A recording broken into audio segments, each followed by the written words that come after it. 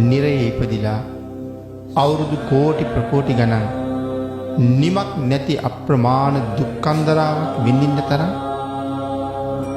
පෙර කරන ලද කර්ම අපිට තියෙනවා. ඒ කර්ම තවම අපට විපාක දුන්නේ නැහැ. මේ භවයත් මනුස්ස ලෝකෙට තීරණය වෙච්ච නිසා ඒ කර්ම වලට විපාක දෙන්න විදිහක් නැහැ. මොකද නිරයක විපාක දෙන්න විදිහට මනුලවදී විපාක දෙන්න බෑනේ. පෙර කරපු කුසල කර්මයක් තමයි මේ මනුලව භුක්ති විඳගෙන යන්නේ. නමුත් අපි නිරයට ගෙනියන්න හේතු වෙච්ච කර්ම අහෝසි වෙන්නේ නැහැ. ඒ කර්ම හේමම තියෙනවා.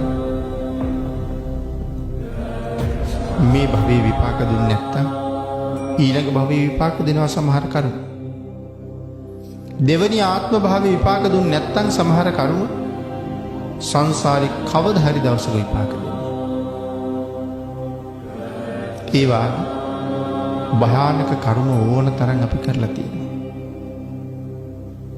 නමුත් අවස්ථාව ආපු ගමන් මේ කර්ම අපිට විපාකත් දෙනවා. නිරේ දුක් විඳින්න තියෙන කෙනා නිරේට යනවා. තිරිසන් ලෝකෙට යන්න ඉන්න කෙනා තිරිසන් ලෝකෙට යනවා. ප්‍රේතෙක් වෙන්න ඉන්න කෙනා ප්‍රේතෙක් වෙනවා. නමුත් පින්නතුනි සෝවාන් වෙනවා කියලා කියන්නේ නැවත සංසාර ගමනේ කවර කවමදාකවත් සතර අපායට පතිත වෙන්නේ නැහැ කියන එකයි. සතර අපායේ උපද්දවල දුක් දෙන්න හේතු වෙන සියලුම කර්ම අහෝසි කරලා තියෙනවා. එතකොට අහෝසි කළා කියලා කියන්නේ සතර අපායේ උපද්දවන්න තියෙන කර්ම අහෝසි කරලා තියෙනවා. ඒ කර්මයම නිවන් දකින්නතුරු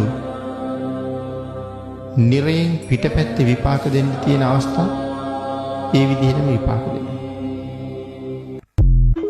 නිවන් දකින්නතුරු ඒ කර්ම විපාක දෙනවා.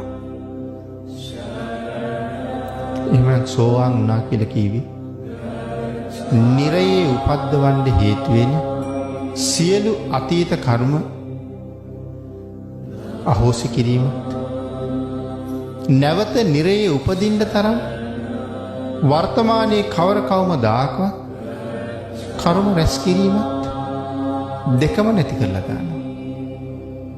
සෝවාන් වහන්සේ කවදා පන්සිල් උල්ලංඝනය කරන්නේ නැහැ. නිරයට යන්න හේතු වෙන කිසිම කර්මයක් සෝවාන් වහන්සේ සිද්ධ කරන්නේ නැහැ. ඉතින් ඒ නිසා අතීත කර්ම ෂේ කරනවා. වර්තමානයේ අනාගතේ ඒ තරම්